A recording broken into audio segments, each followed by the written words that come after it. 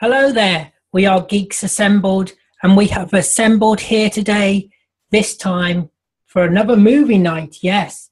And we're going to talk about the first Star Trek film, Star Trek, the motion picture. So let's see what Brian has to say about Star Trek, the motion picture. Go ahead, Brian. Oh, you're picking on me first, all right. Well, what I think of the motion picture, it completely sucks. I hate it so bad. It was one of the worst Star Trek movies I've ever seen. It was so bad that it was so bad that it made me fall asleep like halfway through the film, like almost made me fall asleep. But I got through it.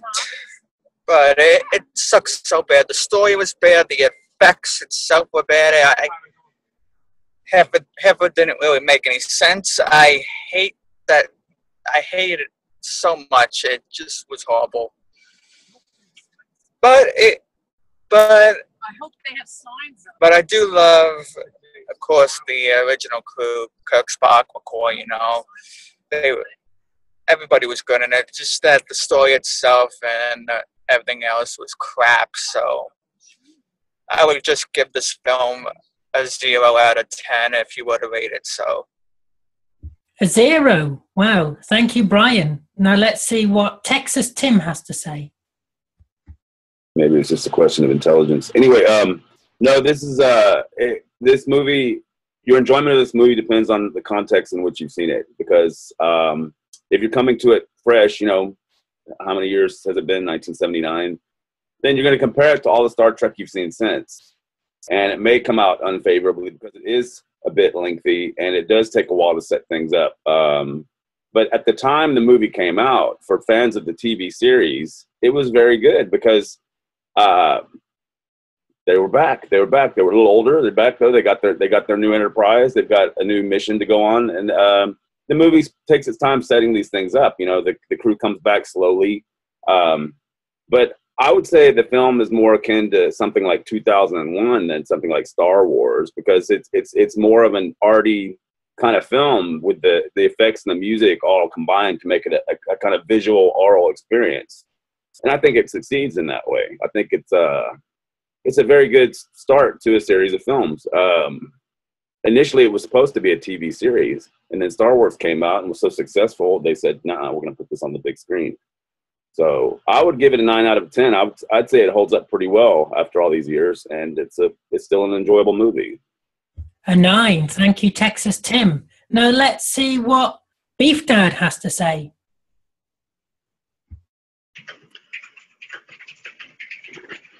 I had watched all of the Star Trek stuff, the early Star Trek stuff, right up until they basically closed it off.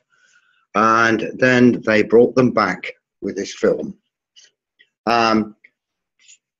Tim said, fans at the time must have felt wonderful. Yes, we did. We loved it. It was magical. Loved what they did with the Enterprise itself. They really did a good job on updating that. It looked really cool. The cast, well, the cast were basically, every single one of them was brilliant.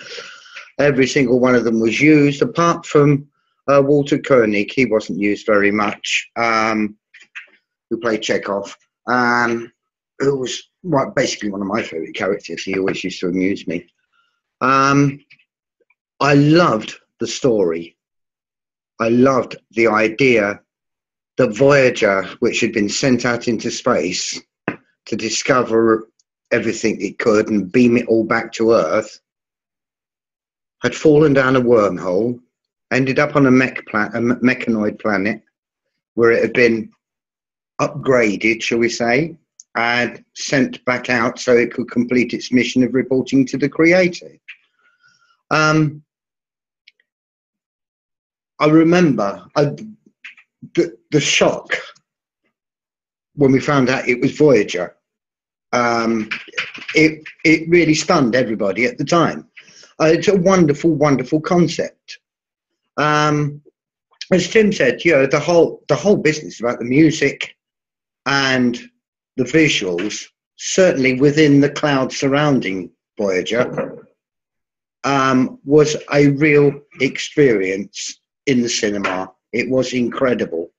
It was basically a light and sound show. It was an absolutely amazing piece of work for the time. You've got to remember, this was 1979. They didn't have all the flash stuff that they've got now, but I think they did an incredible job with the stuff that was available to them then. I just absolutely loved it, and it gets a 10 out of 10 for me. A 10. Thank you, Beef Dad. Now let's go over to a new face we have here, which was Ramona. Go ahead, Ramona.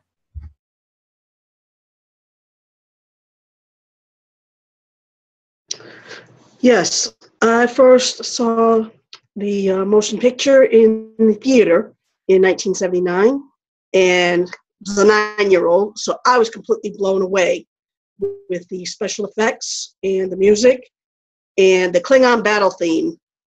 That just struck a chord with me. I was happy to see Spock on the big screen. He was a big influence in my life when I was younger.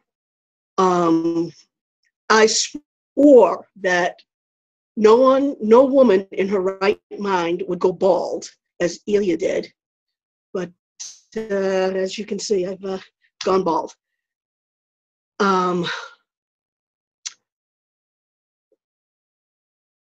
Seeing stuff in retrospective from what we know of Star Trek today, the technology, I have to agree that the matte technology that was used back then, I saw a lot of outlines and stuff that would have been blended out in today's motion picture. I'm going to have to give it a 9 out of 10, being that the Klingons fail. They were good, but they were not that good. A 9 out of 10. Thank you. Now let's go over to Connor. Let's see what Connor has to say. Go ahead, Connor. I think I'm probably one of the few here that's not really a Trekkie, so I'm not going to go into much detail about Star Trek because I don't know an awful lot about it. But for a film looking from a science fiction point of view, it was a very enjoyable film. It wasn't immensely good, I would say. I think Star Wars and things like that still beat it for me. But as Tim said, it's a very artsy film, more to 2001 than Star Wars. And I think the visuals of it were superb. It was absolutely wonderful to watch for a film from 1979. I think that my favorite characters were probably Kirk, Spock, and Chekhov. But I think as Ramona said as well, you could see some of the outlines on the technology and stuff. But still, it didn't take away from the visuals of the film. I thought it was really great. It was a good-looking film. I think the plot itself was good for the time. Maybe now, looking back, it's probably not as good because it's probably been done in many other ways several hundred times since then. But still, I thought it was a good idea. So I think overall, I'll give it a 7 out of 10, mostly due to the visuals. So, yeah, 7 out of 10. A 7 out of 10. Thank you, Connor. Now we have a real-life member of the Star Trek crew. Yes, we do. It's Susan. Go ahead, Susan. Hello, live long and prosper. I'm taking this opportunity to share some of my Star Trek stuff. This is my super cool edition of the motion picture, and this is a recent purchase. It's my pewter Spock, and that's the Vulcan background behind him. So here he is, just getting his Kolinar sorted out. And I really loved how hippie he looked, how great he was in rescuing the Enterprise. I love Star Trek. I love it from way back. I made this costume for a 1989 Star Trek convention that was 10 years after this movie was released. The trouble I have with this movie is that Robert Wise, the director of it, he directed Sound of Music too, and the way he directed it was all these long establishing shots, or not establishing shots, but long reaction shots of the crew just staring at the screen for like 15, 20 seconds at a time, maybe a minute and a half. And the whole, the crew was in awe, yeah.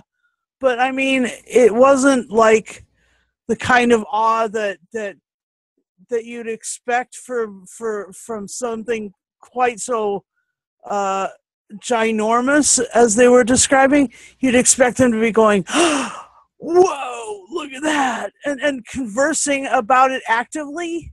The way people do, the way of a family, which, I really think that the Enterprise crew became a family through the animated series and through the original series, and even then especially into the Next Generation. The Star Trek family would have been like talking about this actively, not just staring at it. That was just a weird decision. It's military. They're following orders. Yeah, but it was a weird decision to me. The discussions would have taken place. They didn't. Kirk didn't order them to maintain silence. That would have made sense then. But yeah. So there was more action in Sound of Music, but I'm just comparing it to the two epic Robert Wise movies. That's just what I was doing, and I really love this movie. I'll never fault it for the music, for the acting, for the characterization, for the character arcs of Ilea, Decker. I loved how Kirk was such a jerk to Decker, and Decker was like, I'm not really going to put up with this. You're a jerk. And that really happened. And Ilea was, this Deltan, which had been described in some of the books before as this sexually alive super species. And that was really cool to see her go through the conversations with the men on the bridge. Anyway, that was fun. It was a fun movie. But in terms of the decision of Robert Wise, I'm going to have to knock it down a point. So I'll give it a 9 out of 10. Really, Star Trek for me is like Doctor Who. It's 10 out of 10, pretty much all the way. But this one's gonna get knocked out because of those decisions. And that's all I've got. Thank you, Susan. A 9. Now, Lee's having a bit of internet trouble, so I'm going to do my review, and then hopefully we can go back to Lee if he comes back on. So what do I think? Well, for me, it's all about the characters. I like the characters. I like all the characters. I like Kirk. I like Spock. like for me, they make it. I have to admit what Susan said, that the scenes do drag. Like when when Kirk is coming from the space station or whatever it was to the Enterprise, it does drag. It takes so long to get there. It's just like they're just moving like that around, and then they go, and it takes so long. It's like they could have hurried that up or edited it or something like that. And there are constant scenes that just take too long. And there's a lot of talking in this film too. There's a lot of talking. But I'm probably guilty of something that Texas Tim has actually mentioned, which I've never seen this one before. This is the only one I haven't seen. So I'm kind of judging it against the others, you know, like The Wrath of Khan, which is excellent, and some of the others. So I'm kind of judging it. And really, I shouldn't. I should, you know, because it is the first one, you know, it's the first film. And I shouldn't judge it against the ones after it just because I've seen them first. But yeah, I did struggle with it. I have to admit, I did struggle with it. I thought it was slow. I really did. I thought it was slow.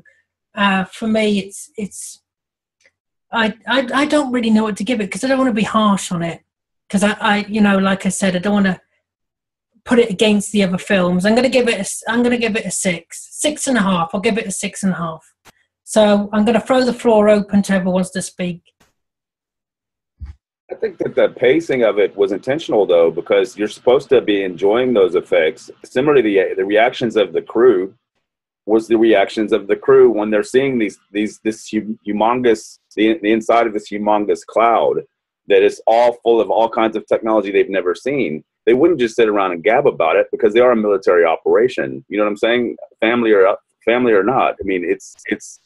And they're the viewpoint of the audience who's watching the film too. It really, maybe it was just more impressive on the big screen, I would think, because that's how I first saw it. And it's just like you were just like, wow, this is amazing! What a head trip. Also, I would point out too that the music in this is incredible. Not only did they set up a brand new theme song, which they ended up using in the TV series later, but they also the effects. I forget what you call it. Some kind of particular instrument that would give you that twangy kind of noise throughout. But it was really cool and really new at the time. Yeah, the music was good. I have to agree with that. Anybody else have anything to say? I do disagree. But I'm glad that we have really different opinions about the way it was supposed to be timed. I enjoyed when I saw it on the big screen. I agree. It was like it pressed all the right buttons. Here comes Spock. I was worried when the motion picture opened that Spock wasn't going to join the crew, that there wasn't going to be that hole was going to be wide open, gaping. You know, where's the alien? Where's our alien? And then I really struggled with, you know, when Chekhov got hurt and went down, and then Ilea took over or whatever. I was like, does this really make does it really make it the right kind of? But it had to happen, I guess. It was the way the story went, but there was I guess a lot of it was situational, but I appreciate the music and the law. I guess the reason that you could say that the music was perfect or that the movie was perfect was that the music was probably what they cut it to. They probably did the whole soundtrack and then cut the movie to the soundtrack. The thing that I've got to say is that trip from the space station to when they actually go on to the Enterprise, that was basically one for the fans, so that the fans could get a really good look at the new Enterprise, because it was different to the way it was before. and it was beautiful. It was such a beautiful, graceful ship. And that was Kirk being the eyes of the audience, because he's seeing it for the first time too. Absolutely, yeah. Yeah. I mean, James Doohan playing Scotty, was his usual magic self. And he's up there with the stars now, because when he died, his ashes were shot into space. And on an interesting note, one of his sons actually played an extra in this film.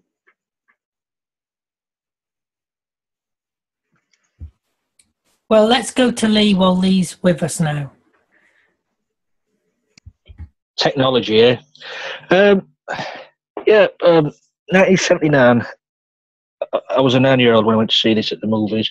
And for me, I didn't realise it was a big event, because I didn't realise that Star Trek had stopped being made 10 years before that.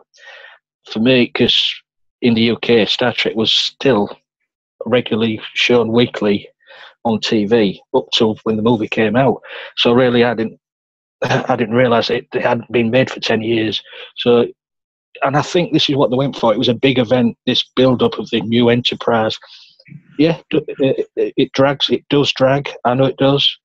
But so does nearly every movies now. But it was getting the gang back together. And I think this is the only film in the Star Trek franchise where they have all the original cast.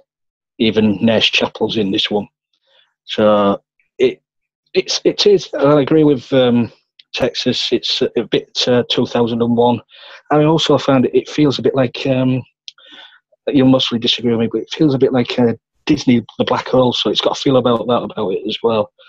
And it's when you're in the cinema watching this, it's the effects and the sound. It's just amazing. And for the day, for 1979, them effects, awesome. It's a bit long, but it's shorter than some films, and it's good to see the three men, McCoy, Spock, and Kirk working so well together. It's like they've never been away, and the thing with the Vija, as Beef Dad said, it was just amazing as the reveal at the end. You go, oh wow, Voyager 6, and it's it was come back looking for the creator, which I found was a bit strange because Star Trek V had a bit of a twist on that, and it was Spock's brother looking for God. So it was some similar sort of story there, but all in all, I enjoyed it. It's good to see the old cast back together again for the first time. It's up there. I mean, it was followed by The Wrath of Khan, and it's overshadowed by The Wrath of Khan, in my opinion. Just because it drags a little bit here and there, I'm giving it a 9. 9? And well, I have to say, I can imagine this was actually great. Actually, seeing it in the cinema for the first, when it was out in the cinema at the time, I can imagine those shots of Kirk going to the ship were great. It's just that for me, I didn't see it live. Does anybody else have anything to say? Everybody was 9 when it came out, by the sounds of things. I was 30. I would like to say something 13, else. Yeah. I would like to say something else. I didn't like the costume as well. I thought they looked like pajamas that they were wearing instead of Starfleet uniforms. Yeah, they got a revamp for the second one. And also, I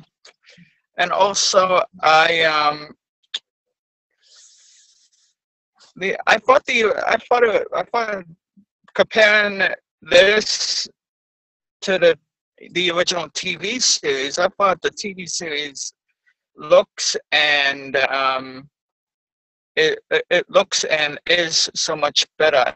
I think comparing that to the movie. I'm sorry, but I disagree with you there. That film is far better in looks than the TV series. I'm sorry. They spent a lot of I want to the. mention about the costumes that when they were made about 1 inch to 2 inches too short, thereby providing the birth of the Picard maneuver. I mean, the costumes don't even look like proper Starfleet uniforms. They look like footsie pajamas.